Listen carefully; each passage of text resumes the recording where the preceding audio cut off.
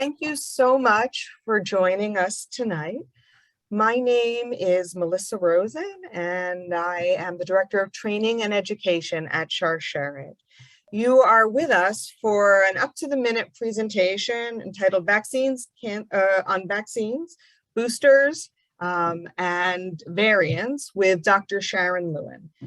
Now that you know you're in the right place, let me, before we begin, take a few moments to share some housekeeping things. First and foremost, I want to thank our sponsors for this program, whose generosity allows us to continue to provide support and education to communities across the United States. I want to thank AZI, GSK, Merck, CGen, the Centers for Disease Control, and the Sigmund and Edith Blumenthal Memorial Fund. And of course, it is always wonderful to work with our long-term partner, Holy Name Medical Center.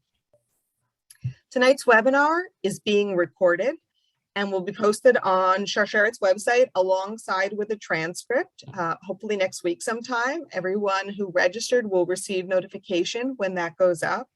And as always, participants' faces and names are not in the recording, but if you'd like to be anonymous, there are directions in the chat box tonight as to how to do so.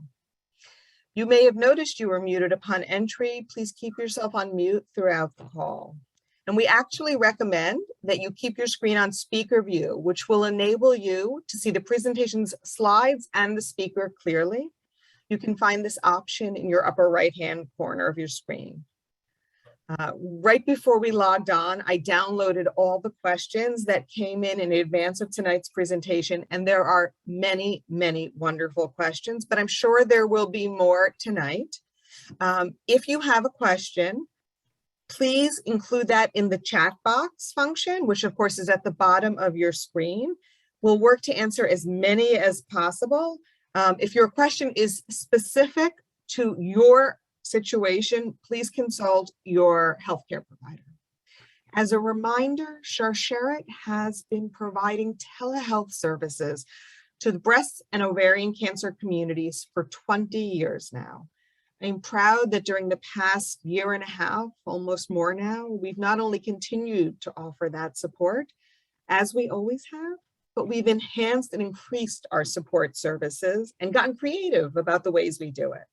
As we move into the webinar itself, I want to remind you that Sharyn is a national not-for-profit cancer support and education organization, and in such does not provide any medical advice or perform any medical procedures. The information provided by Sharyn and by tonight's speaker is not a substitute for medical advice or treatment for your specific medical conditions.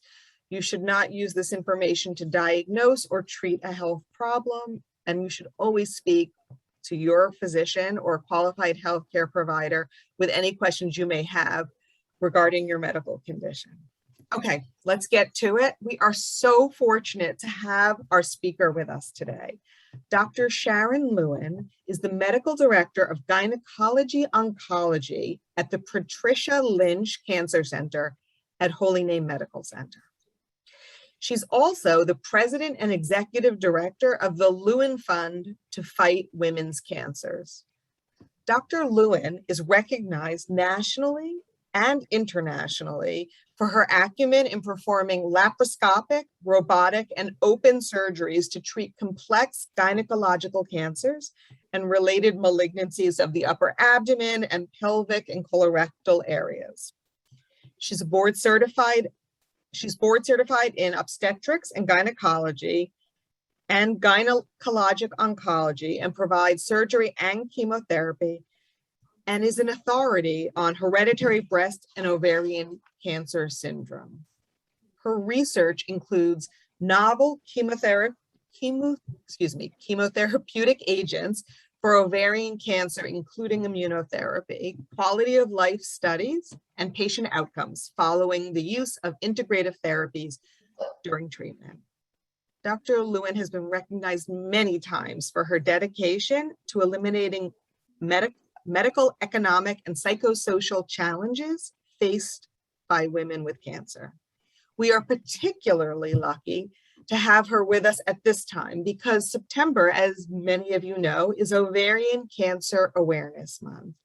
And Dr. Lewin recently participated in 2 major medical conferences where not only cancer and COVID was discussed, because obviously at this point we can't have a cancer conference without discussing the impact of COVID, but also the most up-to-date information on ovarian cancer prevention, diagnosis, and treatment. And tonight she will be discussing both topics. So without further ado, Dr. Lewin, I turn the evening over to you. Welcome. Thank you so much, Melissa, for that wonderful introduction. Good evening, everyone. Hope you're all doing well. Wishing everyone a very happy, healthy new year. I'm going to go ahead and just share my slides. So in the next 50 minutes or so, our agenda this evening is definitely to talk about COVID. We can't really host a webinar these days without talking about COVID. It's particularly important for our patients who are undergoing treatment for cancer, as well as have a history of cancer. But of course, it's important for everyone in the community. As it is Gynecologic Cancer Awareness Month, would also love this opportunity to talk about some important updates in the treatment for ovarian cancer. Each of these really are lectures and topics in and of themselves. So I do want to really just hit the highlights because it's important that we leave enough time for questions.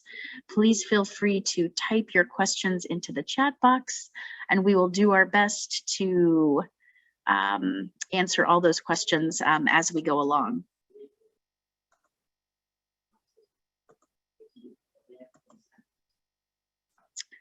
So do you see those red lines on the computer? I'm sorry, those are not on my screen. Anyway, I apologize. I don't know how to get rid of them, but at any rate, I do just want to spend a few minutes talking about COVID before we launch into some of the updates in ovarian cancer. So as I'm sure you're all aware, it's very important for all of us to be vaccinated. I guess I'm going to sort of distill all the data very briefly, but vaccination for COVID-19 is critically important to help prevent serious infection as well as to prevent the spread. Now, as you all know, I'm a GYN oncologist. I'm definitely not an expert when it comes to COVID-19. I'm not an infectious disease expert, but we do read a lot and stay abreast, particularly for our cancer patients. For those that have had an mRNA vaccine with either Pfizer or Moderna, it's important to have a 3rd dose or a booster. The CDC guidelines have been quite clear that anyone who is immunocompromised, including patients with cancer, undergoing treatment for cancer, definitely have a 3rd dose. So if any of you listening tonight are on chemotherapy or have completed chemotherapy within the last 6 months, definitely should have a 3rd dose of one of those mRNA vaccines, either Pfizer or Moderna. It is recommended that you have the same 3rd dose as the 1st and 2nd. It'll be very interesting to see over time if those recommendations are expanded to the entire population. As you may know, in Israel, they are vaccinating their population with a 3rd dose or a booster dose. There's a bit of a discrepancy in the science that we have so far about how long the immunity lasts with the vaccine. But at this point, the CDC has recommended just those that are immunocompromised receive the 3rd dose. So certainly anyone who's listening who has had cancer, undergoing cancer treatment should have a 3rd dose, and we will see as time goes on whether or not those indications are expanded to the entire population. Melissa, would you suggest I take any questions about COVID or just go through the talk and we will handle questions at the end? Let's go through the talk. I already see a couple of questions have come in. Let's do the talk and then we'll leave a good amount of time for questions. Okay, that's perfect. Thank you. It's also recommended, that at least a month or so goes by from the 2nd to 3rd dose. But also those listening who, everyone should actually have a flu shot as well too. We're getting into flu season. And so it's important not to forget the flu vaccine as well as the third dose or the booster for patients who are immunocompromised. So that's very important too. And that's really basically the long and short of it in terms of COVID. Our patients who are undergoing chemotherapy or have active cancer are particularly vulnerable, and it's very important that we protect them with the vaccines, of course, as well as other measures, wearing masks, washing hands, things of that sort. We can't say enough about those public health measures. I'm going to move on to talk about some of the most exciting data that we have in ovarian cancer. As Melissa mentioned, September is Ovarian Cancer Awareness Month, Gynecologic Cancer Awareness Month. We do see about 22,000 women every year in the United States are diagnosed with ovarian cancer. Unfortunately, we have not made a lot of progress when it comes to early detection and screening, since this is considered a rare cancer and the ovaries are sort of free floating in the peritoneal cavity. So far to date, the screening mechanisms have not been as promising as what we would hope. This is why it's always so important when we're talking about ovarian cancer to ask everyone, do you know your BRCA status? And I know the participants with Sharyn are very educated when it comes to BRCA status, but it's important time to remember that anyone with a personal history of ovarian cancer, regardless of age or family history, definitely meets all the national criteria for genetic testing. It's important to have a full panel, not only looking for the BRCA genes, but also a full panel looking for other genes that are associated with ovarian cancer. And if anyone has a family history of ovarian cancer, he or she also needs this important genetic testing. The reason that I stress the importance of genetic testing is that not only is it important to prevent cancers in other family members as well as prevent secondary cancers, but now in light of data that I'm going to speak to you about, we now have really important therapeutic options or treatment options for these women. And so based on the studies I'm going to speak about, there really is a new standard of care when it comes to newly diagnosed women with ovarian cancer. These women absolutely need to have a germline panel testing right when they're diagnosed with ovarian cancer. Really, the industry leader is Myriad's MyRisk panel. That's 35 different genes associated with 8 different cancers. It does include the BRCA genes. If that germline testing is normal, and germline means that it's something we inherit from our mom or our dad, our parents.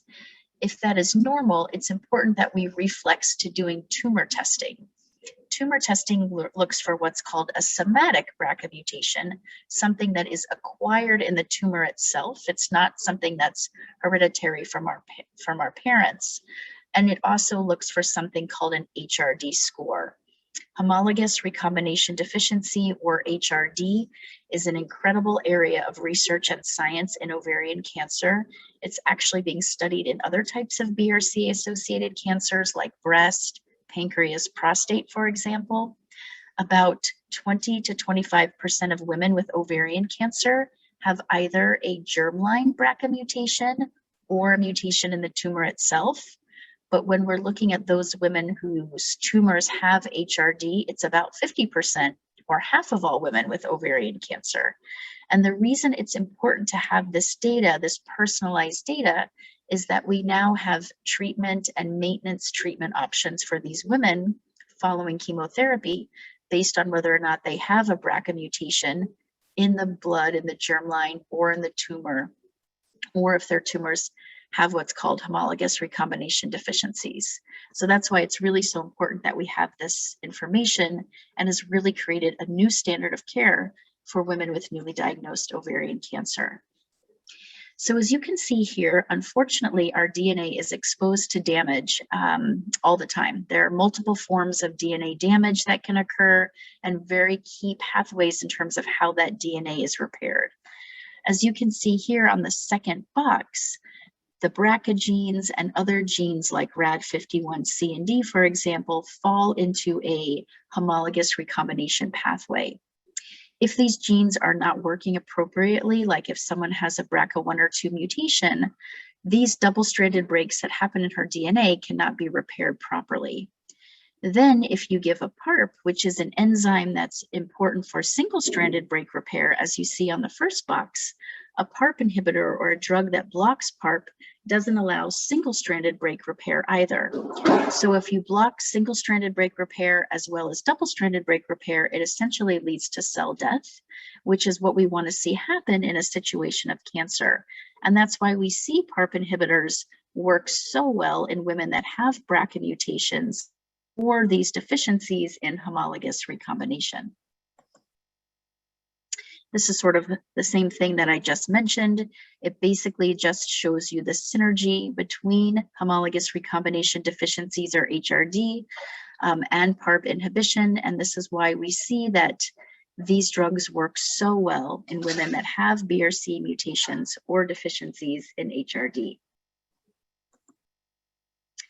So this was an important trial that was actually presented in 2018.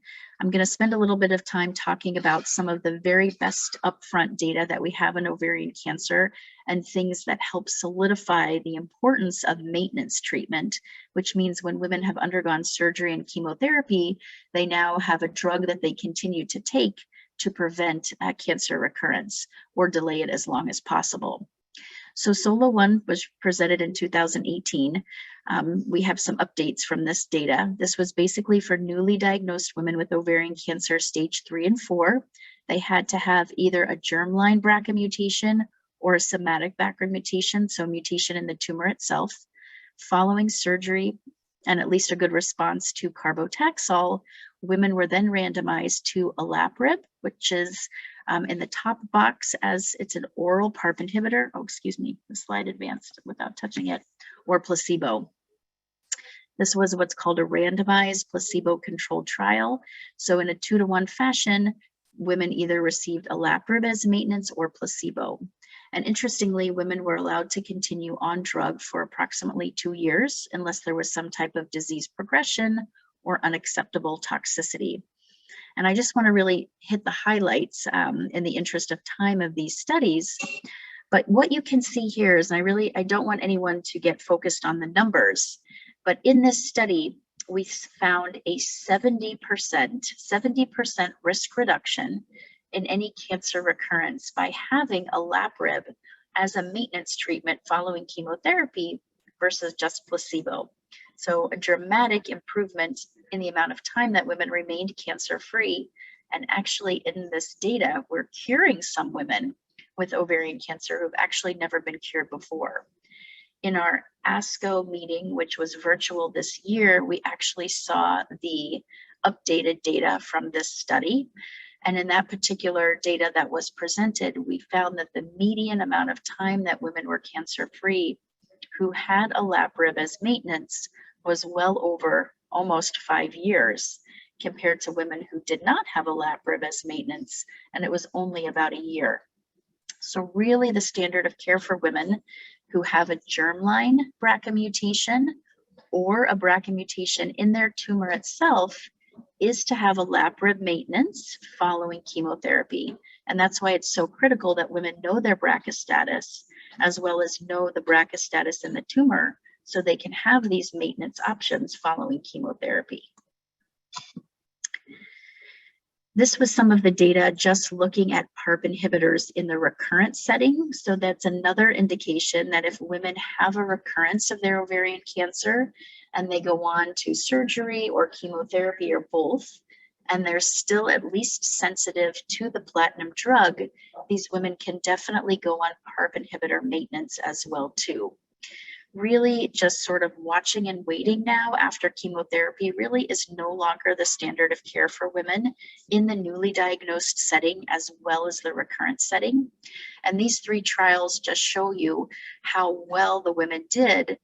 Particularly, this is the population with BRCA mutations in the tumor or the germline compared to placebo in the gray line. In all of the studies, had olaparib or PARP maintenance did so much better than those that had placebo or did not. And that's why that really is the standard of care for these women. Now in Europe in 2019,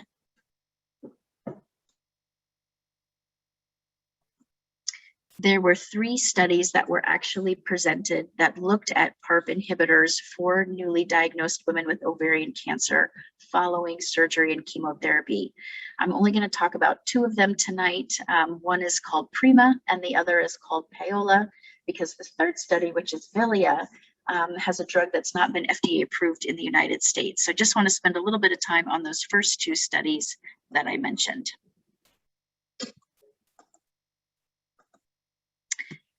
PRIMA was very similar to one study that I just mentioned, except this was a study that was for all comers. It was regardless of BRCA status.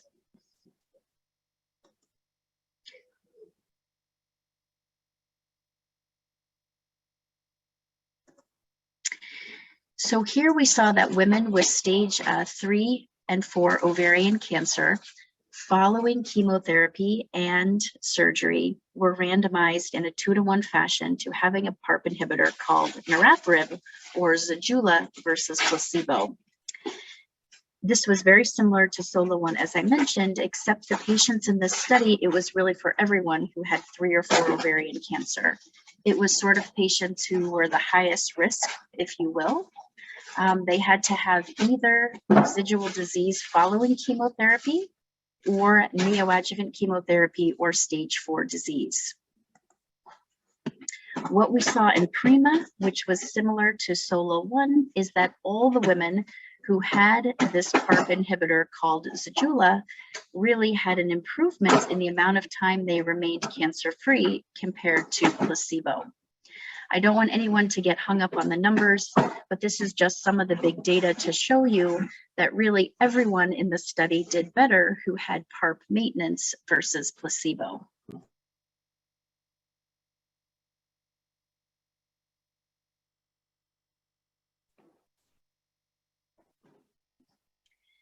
Here is another study, again, looking at the overall population. Here we also saw, again, an improvement for all the patients that had PARP maintenance versus placebo.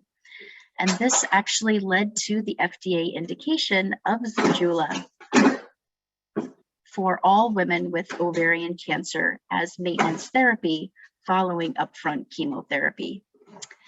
Now, when we're actually looking at the patients who really benefit the most from PARP inhibitors, even though we did see an improvement in the entire population, really the patients whose tumors had HRD or who had a germline or somatic BRCA mutation are the ones who absolutely did the best. The next presentation was a wonderful trial called PAOLA-1. This was again for women with stage 3 and 4 ovarian cancer. It was a little bit different because this was predominantly a European registration trial. These women in Europe, the standard is to give bevacizumab or Avastin with chemotherapy upfront, followed by bevacizumab maintenance. In Europe, these patients are only allowed really to have bevacizumab once. So the standard there is to give it with chemotherapy, followed by bevacizumab maintenance. So these women, all comers with stage 3 and 4 ovarian cancer, following surgery and carbotaxol, which is really the standard for ovarian cancer, they had to have at least 3 cycles of bevacizumab. They were then randomized in a 2-to-1 fashion to either having bevacizumab alone or bevacizumab with olaparib. Very interesting trial design. Olaparib was the PARP inhibitor that was utilized in this study.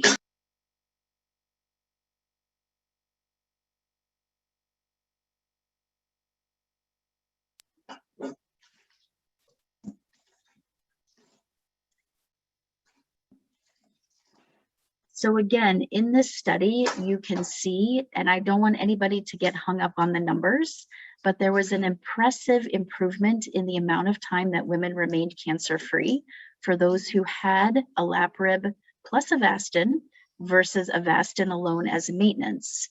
And again, the group of patients that we saw the most impressive improvement were not only those that had the BRCA mutation in the germline and in the tumor, but also those who had homologous recombination deficiencies. And that also led to the FDA indication of the combination of olaparib plus bevacizumab in women whose tumors have HRD. So when we're looking at all of these studies, the bottom line is it's very important we know a woman's BRCA mutation status, because for those women that have BRCA mutations in the germline or in the tumor, or whose tumors have HRD, all of these women who are newly diagnosed with ovarian cancer definitely need to have PARP inhibitor maintenance following chemotherapy. They can also have bevacizumab plus PARP inhibitor maintenance therapy, but it's very important that we have that personalized data so we can treat them now and extend the amount of time that they're cancer-free, as well as even cure women who were not cured before. This again just shows you the impressive improvement in the Payola-1 study of having the combination of bevacizumab with olaparib versus bevacizumab alone. And I don't want anybody to really get hung up on the numbers, but here we see that the quality of life in all of these studies was the same for women who had PARP inhibitor maintenance compared to placebo or the standard arm. So by giving additional treatment, we're really not decreasing anyone's quality of life. In fact, their quality of life was the same, but they actually had a much longer time to be cancer-free. So sort of in conclusion, David, please. So sort of in conclusion, for women with newly diagnosed ovarian cancer, it's critically important that we know germline BRCA status, tumor BRCA status, and HRD status. And these women whose tumors have germline or somatic BRCA definitely need to have olaparib maintenance. Those who have HRD in their tumors also need PARP inhibitor maintenance, even with the addition of bevacizumab, and it really has revolutionized the standard of care for these women in the upfront setting. So when we're looking at ovarian cancer now, there's a lot of question in our field about how do we sequence the treatment for women with ovarian cancer. Really, when you're looking at the best data is for surgery first, and really to have a complete surgery to remove any visible areas of disease, followed by carboplatin and Taxol. There is definitely some debate about using bevacizumab with carbotaxol following by bev maintenance. But when we're really looking at a lot of the new data that's presented, even in women with sort of lower risk ovarian cancer, there's a tremendous improvement by adding bevacizumab to chemo, followed by bevacizumab maintenance. As I mentioned, anyone with a germline or somatic BRCA mutation, followed by HRD, definitely needs PARP maintenance. Hopefully, we will keep these women cancer-free for as long as possible. If there is a recurrence, we can move on to more surgery. Definitely, the standard is a platinum-based doublet. Clinical trials are very important as well in the upfront setting and the recurrent setting. If anyone is still platinum sensitive, which hopefully most are, she can definitely go on to again. We have seen a lot of promise with upfront clinical trials. There are many that have been opened and recently were data to mature, as so we will talk about it in the future, but a lot of that data involves not only looking at PARP inhibitors, but also combinations with immunotherapy, different types of immunotherapy, and we're waiting for that data to mature to talk about it. In the recurrent setting, though, there has been a lot of promise in both the platinum sensitive groups, which are those that have recurred at least 6 months after their last platinum, with a drug called mirvetuximab, which is a monoclonal antibody against folate receptor 1. We have that trial currently open at Holy Name, which is very exciting. We're the first site actually in the country to have that study open. We've looked at mirvetuximab in the platinum-resistant setting, which is when the disease has recurred within 6 months, and the data has been very promising that's been presented. That's Forward 1 and Forward 2, but also we have the trials with mirvetuximab in the platinum-resistant setting, something called Marisol and Soraya that are currently open in the country, enrolling patients, and the preliminary data has actually been quite exciting. There are lots of trials that are ongoing in the country. We're very lucky at Holy Name to have access to them through the GOG. These are wonderful cooperative national and international trials looking at standard therapy versus something else. We have these in both the platinum resistant and the platinum sensitive setting. And it's a very important opportunity to enroll in clinical trials to not only make a difference for yourself, but also further the science for other patients as well too. I mentioned this already, some of the data with PARP inhibitors in the upfront setting as treatment, as maintenance in later line. I want to make sure that we leave enough time for questions. But again, the new standard of care is really to make sure you undergo germline, somatic, and HRD testing. I'm happy to go into more detail about some of the clinical trials that are available in the recurrent setting. There's also HIPEC, which is heated intraperitoneal chemotherapy, which is a wonderful option for women with recurrent disease to have a heated chemo bath at the time of surgery.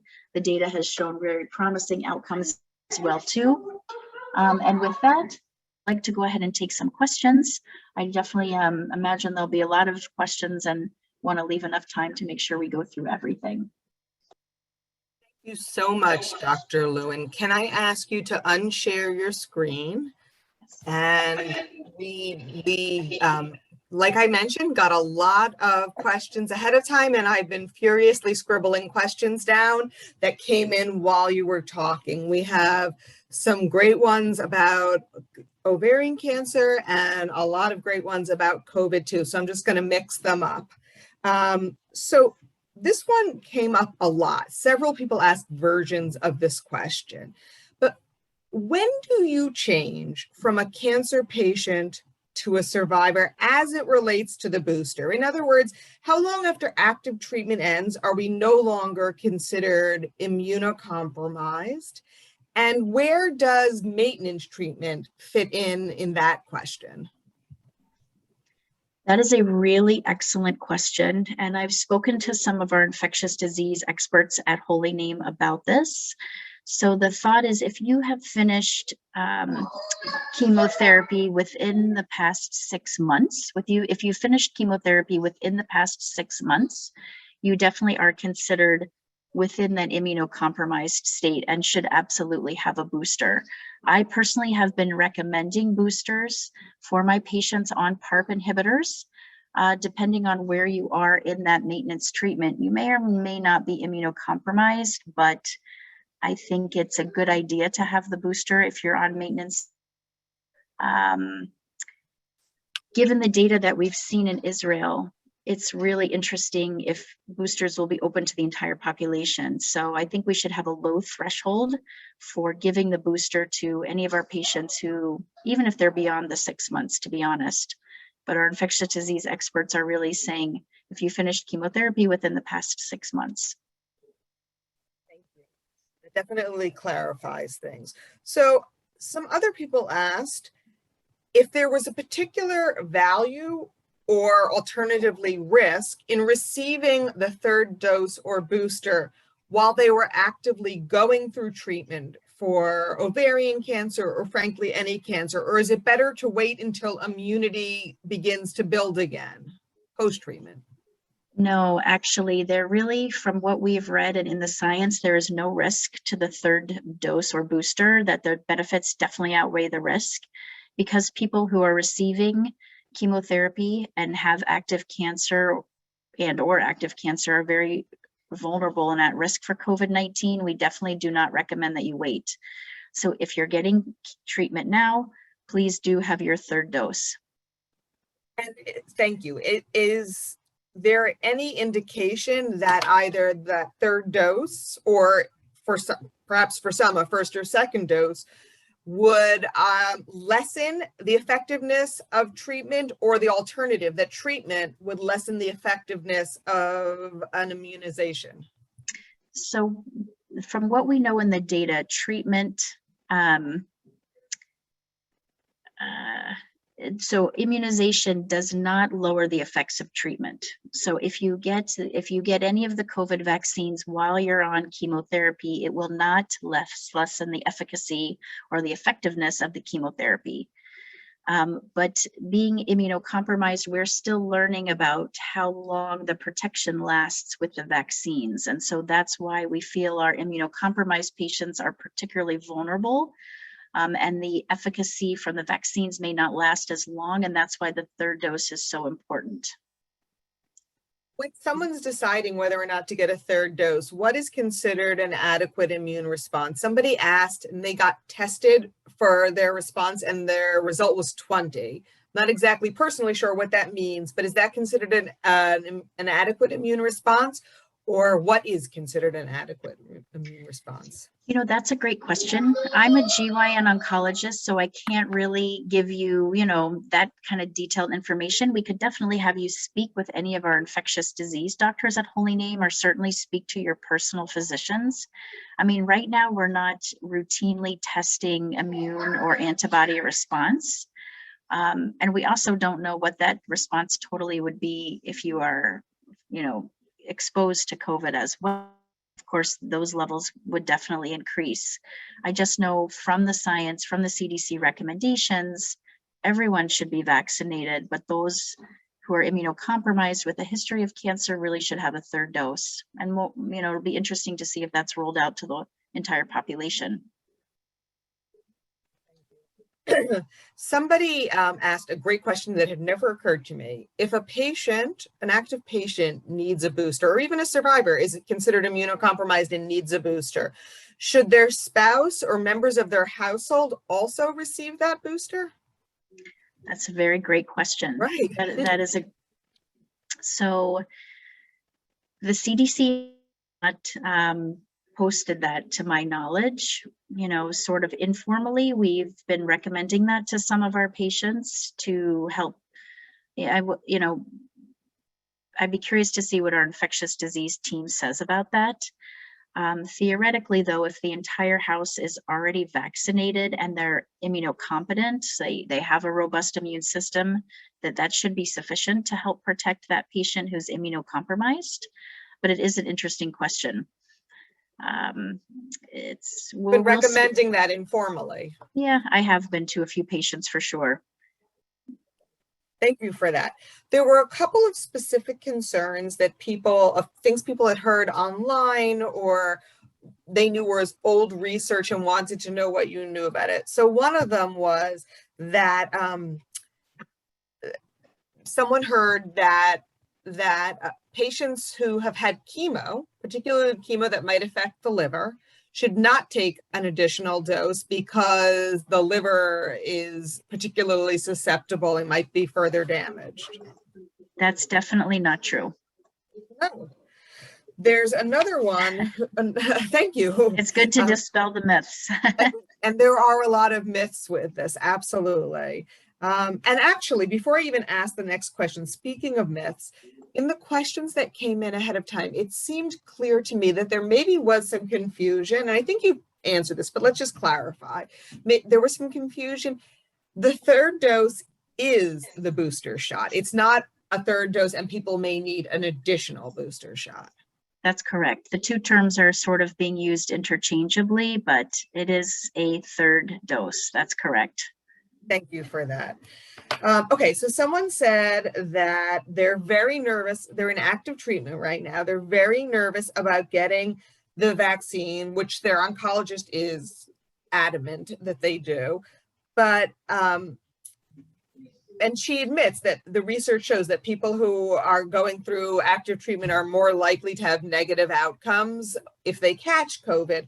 But with all the side effects she's dealing with from chemo and whatever other treatment she's on, she's terrified she's going to have severe effects from the vaccine as well. And so she wants to know, is there any indication, the last time that study about cancer patients having higher rate of negative outcomes was early 2020. Is there any indication that might not be true, or is that still pretty much what we believe and what we're going on and someone should, in her case, should have? the vaccine or the vaccine? So anyone with cancer, anyone who is receiving chemotherapy absolutely needs to be vaccinated. It's crystal clear. I mean, first of all, everyone in the population needs to be vaccinated, but everyone receiving chemotherapy is extremely vulnerable to COVID-19. I can't say that enough. There is a lot of data that people with cancer who are unvaccinated have very poor outcomes if you contract COVID-19. So your oncologist who is recommending that is absolutely right. Please, I would just beg anyone who's on chemotherapy who's not been vaccinated to please get vaccinated. First of all, you might not even have any side effects from the vaccine, but if you do, it would hopefully last just 1 or 2 days, but the protection is incredible.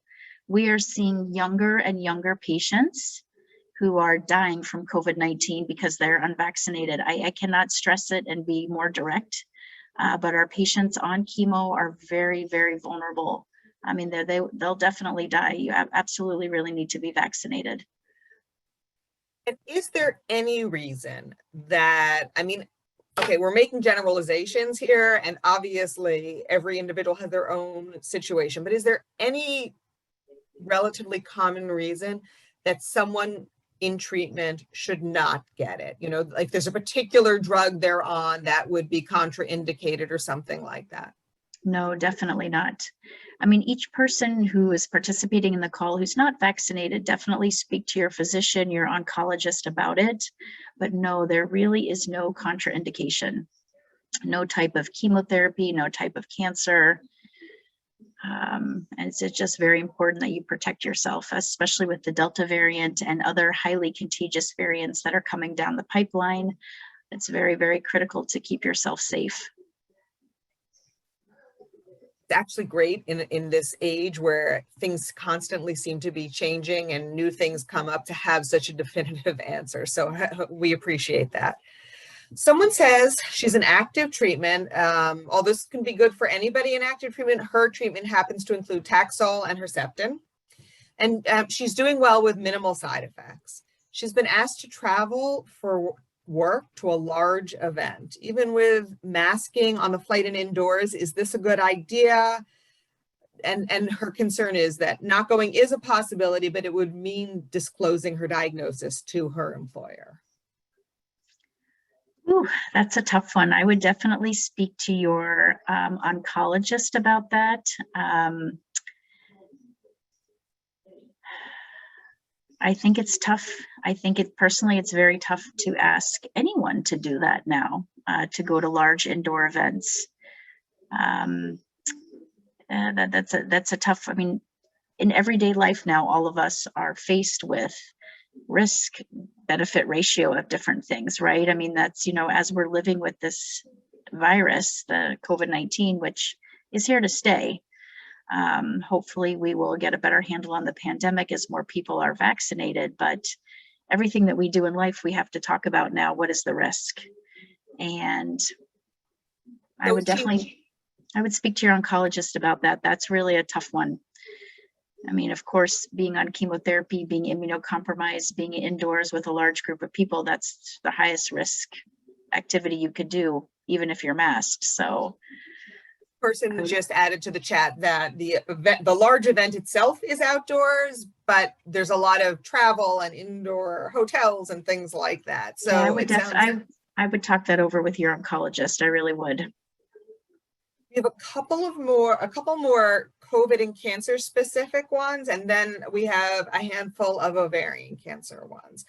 So what's your thinking if somebody is immunocompromised and they've had Moderna vaccines? Should they take a Pfizer booster? Should they wait for the Moderna booster to come out? Which is more important, the continuity or getting it done immediately? That's a great question. Well, to my knowledge, people are able to get the Moderna third dose now. So, it's right now it's recommended that you continue to have the same dose as what you started with in the series. So if you had Moderna, for sure we're recommending the third dose of Pfizer, but people are able to get a third dose of Moderna if they want.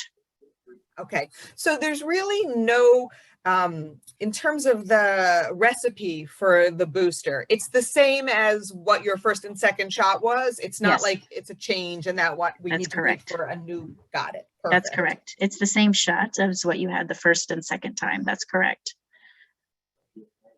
Okay, another one, and this is an interesting one. So someone asks, can you speak to vaccines acting as potentiators to existing cancers or precancers? And before you answer that, can you please define potentiators for all of us? I guess the question is, does a certain vaccine make cancer grow? Is that what the question is, potentially? That seems to be, to me, what it is. Yeah. Yeah. So, we're using, a lot of vaccine research to help prevent recurrence for treatment. There's no data at all that vaccines potentiate cancers. Vaccines have helped eradicate a lot of communicable diseases that were deadly killers. Polio, for example, measles, things of that sort.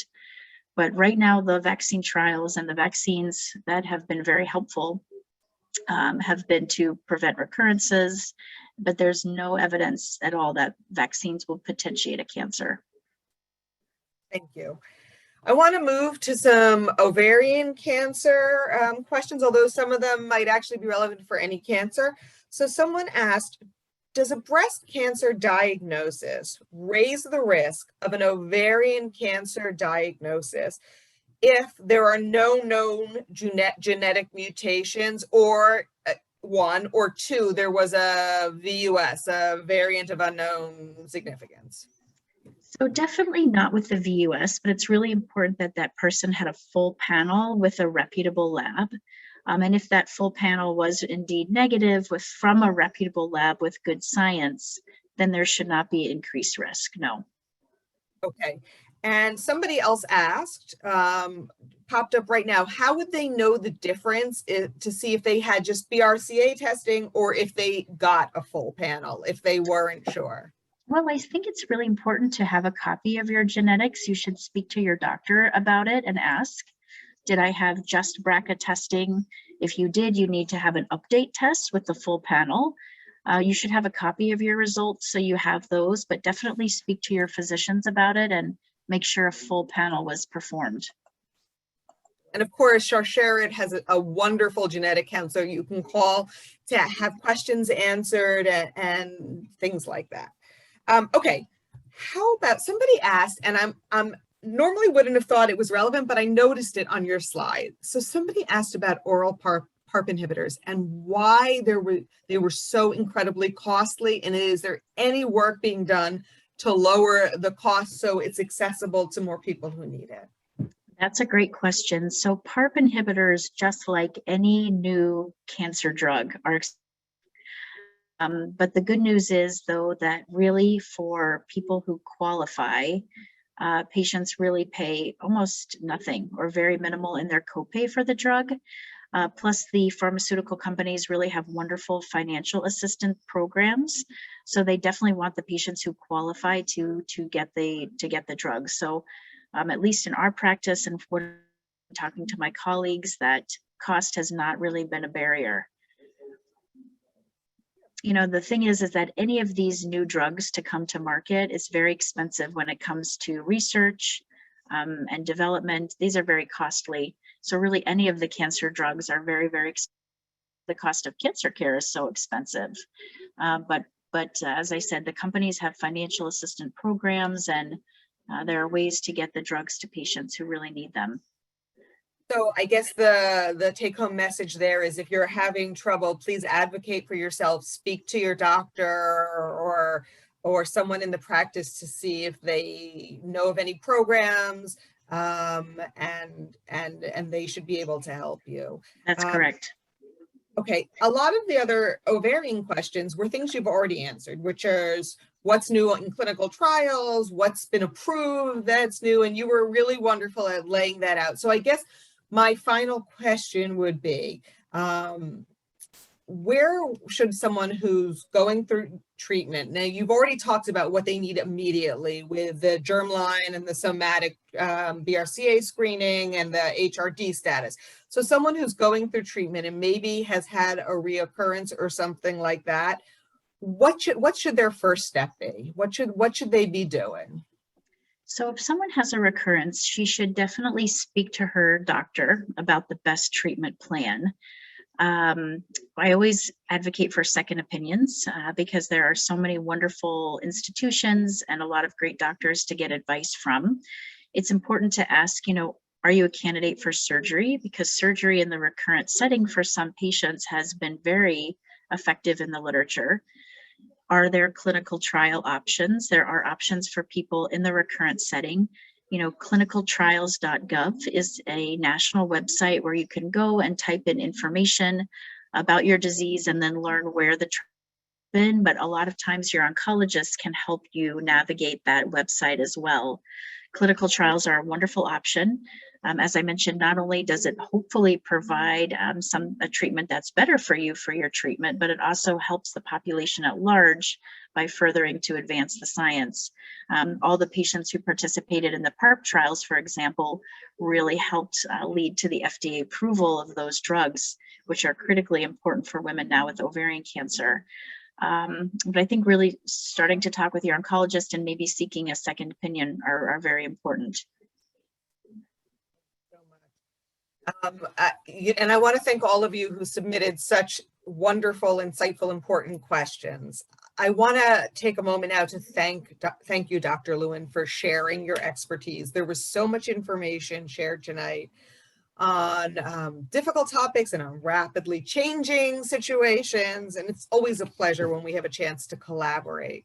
Once again, I want to thank our sponsors on this important webinar, Holy Name Medical Center, of course, as well as AZI, GSK, Merck, CGen, the Centers for Disease Control, and the Sigmund and Edith Blumenthal Memorial Fund. There is going to be shortly a link in the chat box to take a very brief survey. Please take a moment to click on it. You can actually click on it now and still hear the last couple of minutes on this webinar, but they really do, it's up right now, they really do inform future programming. So thank you. And then finally, as always, remember that Sharyn is here for you and your loved ones. We provide, as you know, emotional support, mental health counseling, and other programs designed to help you navigate through a cancer experience. All are customized, confidential, and completely free. You can email us, and this is going into the chat box right now as well, at clinicalstaff@sharsherit.org. Please don't hesitate to be in touch with us if we can support you in any way through your experience. And here's something I don't always add. You don't even need to know how we might be able to help. We can help you figure that out. So don't hesitate if you're going through an experience. And one of the things I actually want to remind you is a relatively new source of support from Sharyn are our new and new-ish Facebook groups. They're private groups moderated by Sharyn clinicians, and we have 4 distinct topics. They're all going in now. I see our general support one is up there first. This is our original group for those dealing with or survivors of an ovarian or breast cancer diagnosis, stages 0 through 3. It's a really wonderful, very active group. We also have our caregiver support. This is our newest one. Anyone who's helping to care for someone going through cancer, whether it's an adult child, a parent, a partner or spouse, a friend.